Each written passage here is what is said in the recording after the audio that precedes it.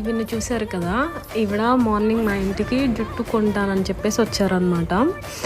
అయితే జుట్టు చాలా ఉంది కదా అమ్మేద్దామని చెప్పేసి అనుకుని నేను ఆవిడకి ఇచ్చాను.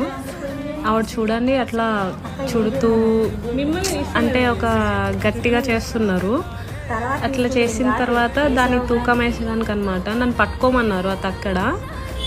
కానీ నాకు కాదు అని చెప్పాను. అక్కడికి నాకు ఏదో అంటే జస్ట్ అప్పుడే నేను మా అమ్మని అడిగాను, ఇట్లా అమ్మనా అని చెప్పేసి అడిగితే వాళ్ళకి వద్దు, వాళ్ళు చీట్ చేస్తారని చెప్పారు. కానీ అప్పటికే నేను ఆవిడకి జుట్టు ఇచ్చేసాను కదా అని చెప్పేసి మన కళ్ళ ముందు ఏం చేస్తారులే అని చెప్పేసి వీడియో తీస్తూనే ఉన్నాను నేను.